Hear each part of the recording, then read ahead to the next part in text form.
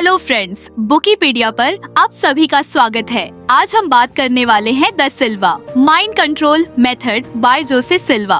Book के बारे में रवीश एक आईटी कंपनी में जॉब करता था। नौकरी ठीक ठाक थी, सैलरी भी डिसेंट थी, लेकिन उसे हमेशा ऐसा लगता था कि वह अपनी फुल पोटेंशियल पर काम नहीं कर रहा। कभी कभी कोडिंग करते वक्त ऐसा लगता कि कुछ चीजें बस क्लिक हो जाती है, लेकिन बाकी समय वह ओवरथिंकिंग और डिस्ट्रैक्शंस में फंसा रहता। एक दिन जब वह ऑफिस के बाद अपने फेवरेट किताबों की दुकान पर गया तो उसकी नजर the Silva mind control method पर पड़ी। उसने सुना था कि यह किताब माइंड को ट्रेन करने के बारे में है, खासकर डीप रिलैक्सेशन और क्रिएटिविटी को अनलॉक करने में। उसने सोचा, चलो देखते हैं, शायद इससे कुछ नया सीखने को मिले। घर जाकर उसने किताब पढ़ना शुरू किया। पहला ही लेसन था the power of alpha and theta brain waves में लिखा था कि दिमाग के यह दो स्टेट्स इंसान की इंटू क्रिएटिविटी और प्रॉब्लम सॉल्विंग एबिलिटी को बूस्ट कर सकते हैं, लेकिन इसके लिए जरूरी था कि पहले इन स्टेट्स तक पहुंचना सीखा जाए। रवीश को यह सब कुछ एब्स्ट्रैक्ट लगा, ब्रेन वेव्स को कंट्रोल करना सीरियसली। लेकिन फिर उसने सोचा, अगर इतना कुछ लिखा है तो कुछ ना कुछ तो होगा ही। अगले कुछ दिन वह किताब पढ़ता रहा। उसमें मेडिटेशन टेक्निक्स के बारे में बताया गया था, जिससे इंसान अल्फा और थीटा स्टेट्स में जा सकता था। उसने डिसाइड किया कि इसे प्रैक्टिस करेगा। पहली रात जब उसने ट्राई किया तो दिमाग में रैंडम थॉट्स आने लगे। कल की मीटिंग के लिए प्रेजेंटेशन रेडी करना है, अभी तक जिम नहीं गया। संगीत कंसिस्टेंसी इज की और mind is like a muscle, the more you train it the strong it gets. अगले दिन उसने फिर ट्राई किया। इस बार उसने डीप ब्रीदिंग पर फोकस किया, इनहेल एक्सेल। धीरे धीरे उसे लगा कि बॉडी रिलैक्स हो रही है, पर दिमाग अभी भी भटक रहा था। लेकिन वह हार मानने वालों में से नहीं था। तीसरे दिन उसने एक नई अप्रोच अपनाई। उसने किताब में लिखे काउंटडाउन टेक्निक को ट्राई किया, 10 से 1 तक उलटी गिनती करना और हर काउंट के साथ बॉडी को और रिलैक्स करना। जैसे ही उसने यह किया, उसे महसूस हुआ कि उसका माइंड धीरे धीरे शांत हो रहा है।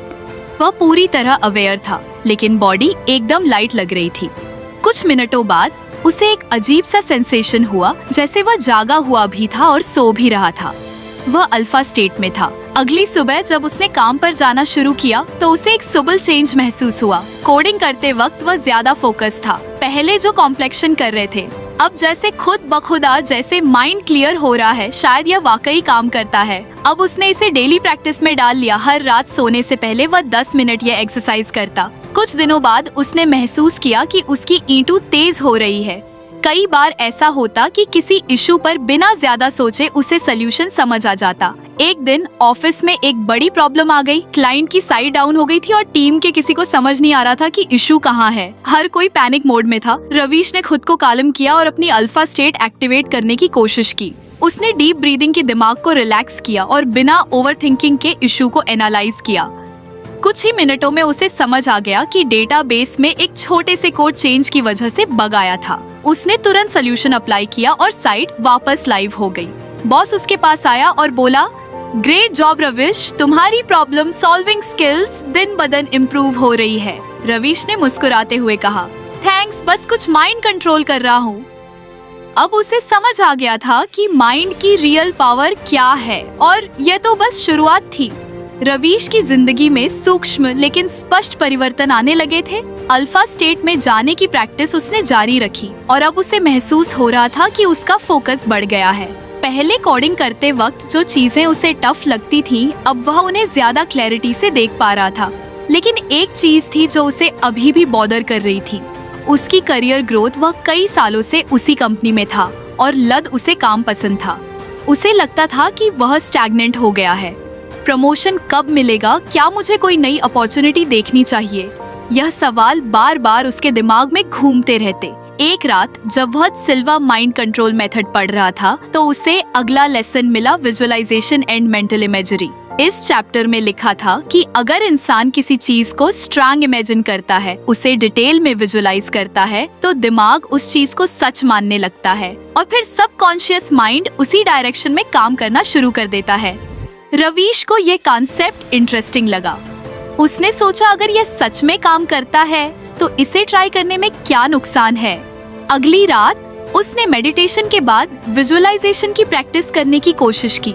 उसने इमेजिन किया कि वह अपने ऑफिस में है, उसके बॉस उसकी तारीफ कर रहे हैं और फिर उसे अनाउंस किया जाता है कि उसे प्रमोशन मिल रही है। उसने इस पूरे सीन को डिटेल में देखा, बॉस का चेहरा, उनके बोलने का तरीका, ऑफिस का माहौल, सब कुछ। लेकिन उसे एक प्रॉब्लम महसूस हुई, वह प्रॉपरली इमेजिन नहीं कर पा रहा था। इमेज धुंधली थी और बीच में उसका ध्यान भटक जाता था। वह फ्रस्ट्रेट हो गया, शायद ये मेरे बस की बात नहीं। उसने सोचा, अगर आपको हमारी फ्री समरी अच्छी लगती है तो आप हमारे चैनल को सब्सक्राइब कर सकते हैं, हमारी मेंबरशिप खरीद सकते हैं या हमें यूपीआई के थ्रू सपोर्ट कर सकते हैं। अब समरी पर वापस चलते हैं। लेकिन फिर उसे याद आया कि जब उसने अल्फा स्टेट सीखनी शुरू की थी तब भी उसे प्रॉब्लम आई थी। अगर वह रिलैक्सेशन सीख सकता है तो विजुअलाइजेशन भी सीख सकता है। अगले कुछ दिनों तक उसने प्रैक्टिस की। पहले उसने सिंपल चीजों से शुरू किया, एक